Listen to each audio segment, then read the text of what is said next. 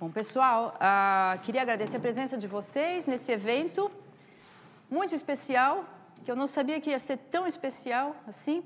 Isso é mais um sarau aqui dentro da nossa sala de concertos. Que bom que vocês puderam vir assistir, porque é uma oportunidade muito grande de ouvir o que esse moço está fazendo com esse repertório e com tanta música, tanto workshops e tudo isso que inclui esse concerto. Hoje é o recital do Jeremias. Então, nós temos 3 membros da banca aqui conosco.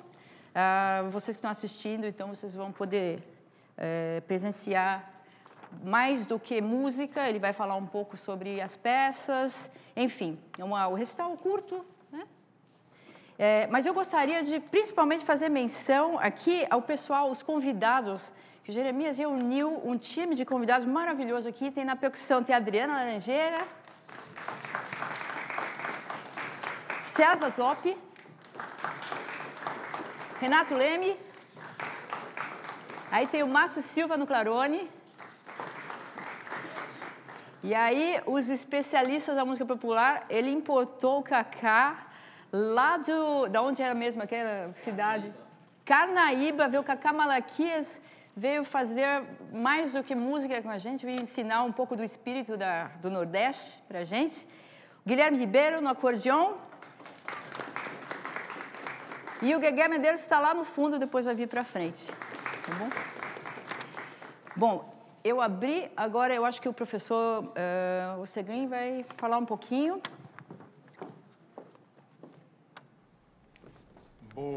Posso sentar aqui? Para não ficar muita figura. Time de músicos, amigos. Eu sou o Otávio. Que Otávio? Otávio da Flauta. Que não é meu convidado, mas é bom apresentar. Sim, verdade. Obrigado. Eu vou falar. Os membros, Paulo, Ronque, todos conhecem. O Esdras vai ser a distância de videoconferência. Leonardo vem de Brasília. Você não foi contaminado? E John Boulder também, videoconferência. Então, essa é a banca que está presente aqui, quantificando, aprovando, desaprovando o seu trabalho. Eu tive um grande prazer. Professor Manu, calma, Manu. Eu aprendi muito sobre o que você escreveu, o que nós depois conferimos. Uma grande experiência. Somente se você lembra. Mas o Manu está aqui também. Suplente.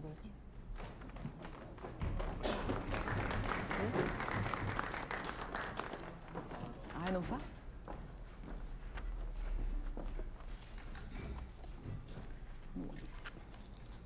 Antes que eu me esqueça, eu gostaria também de agradecer ao Otávio, que está aqui, está estreando conosco, aluno do professor Lira.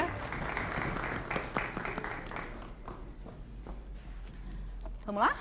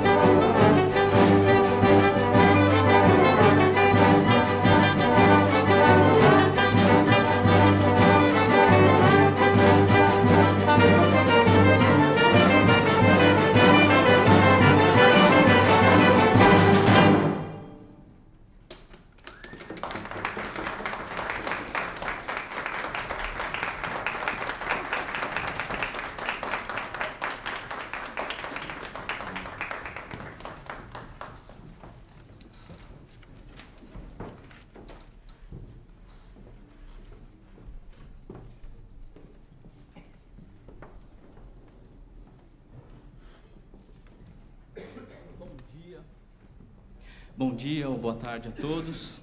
Prazer recebê-los aqui nesse recital de formatura. Quero agradecer aqui a todos os presentes, agradecer meu orientador, professor Eduardo Ostergreen, professor Manu Faleiros, obrigado pela presença de vocês. Agradecer à banca examinadora, professor Paulo Ronque, professor Leonardo Feixas, muito obrigado por toparem estar aqui, né, avaliando esse trabalho para que ele renda ainda mais frutos, né? Para quem não conhece, eu sou Jeremias Teófilo, saxofonista, tenho uma história, venho da música da igreja, né? Meu pai é pastor, eu comecei trabalhando a música dentro da igreja. E nesse período, né, eu comecei a estudar também música num conservatório em São Paulo, na Escola Municipal de Música, na atual ELME agora, né, que é a Escola Livre de Música, que é a antiga Universidade Tom Jobim.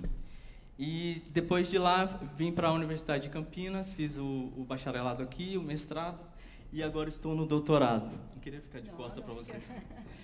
E é isso. A minha inquietação, depois que eu passei por esse período, eu fui para Tatuí fazer música erudita, trabalhar o repertório de saxofone na música de concerto, né? Acho que eu vou ficar aqui, porque eu queria ficar. Vai dar problema aqui, será?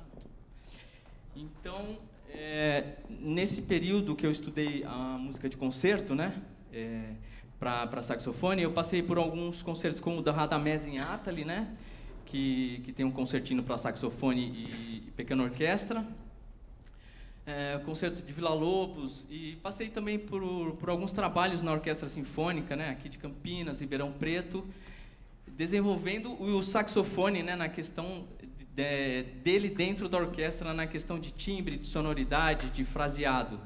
E isso, de certa forma, me incomodava um pouco, porque eu sentia que, como um músico brasileiro, a sonoridade do saxofone, para mim, não podia ser aquela sonoridade que foi me passada pelos métodos, por exemplo, eurocêntricos, né?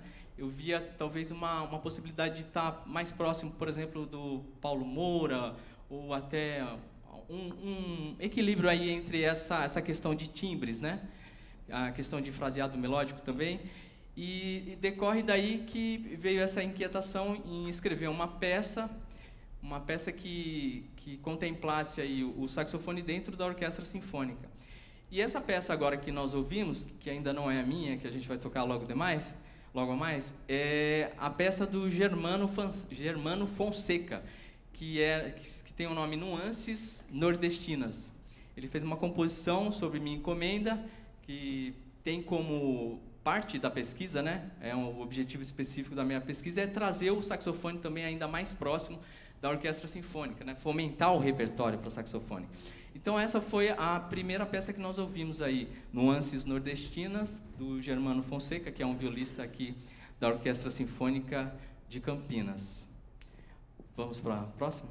A próxima peça que eu vou tocar chama-se Tem Açúcar no Final. Aí sim é uma composição minha, que é um shot, composição, e o arranjo também é do próprio Germano Lobato da Fonseca. Na mesma intuição também de trazer o saxofone mais próximo da orquestra sinfônica, com esses ritmos populares, agora o shot.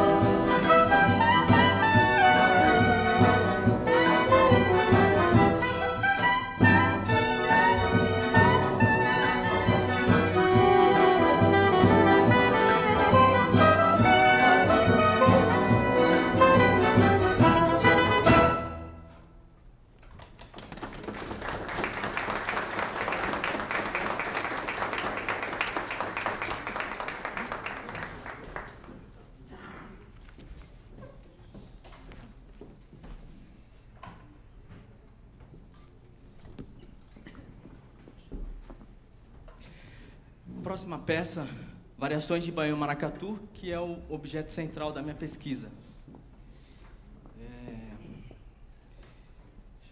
Para começar aqui a história toda, acho que eu já vou falar do professor Cacá Malaquias. No ano de 2000, eu estava no Festival de Inverno de Campos do Jordão, como aluno bolsista, né, do curso de Big Band.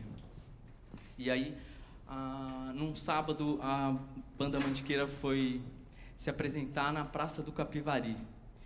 E aí eu me deparei com exatamente essa figura que está aqui presente, o professor Cacá Malaquias, com todo respeito, me permita, ao palco, assim, fazendo uma interação com o professor Nailor Proveta, ao clarinete, né? E isso me causou um espanto, né, assim, de ver uma coisa tão maravilhosa. Essa palavra não é pieguice, realmente foi um negócio assim que eu fiquei surpreso, né? Foi uma interação antes do Baião de Lacan, que é o arranjo do Proveta, né? E a música é do professor do Ginga. E a partir disso eu comecei a pensar, né, em criar uma composição que meio que dialogasse com esse tipo de ritmo, né? O baião, o maracatu. E aí eu escrevi um tema na aula do professor Eduardo, na prática de estúdio, que é essa música, Variações de Baião Maracatu. É um tema curto, né, que vocês vão ouvir agora. E dali eu fui pensando em um arranjo, escrevi um arranjo para a banda sinfônica da qual eu faço parte, na cidade americana. E depois escrevi um arranjo pensando assim, como que seria isso com a orquestra, né? Como que isso soaria. Então, é esse arranjo que nós vamos ouvir agora.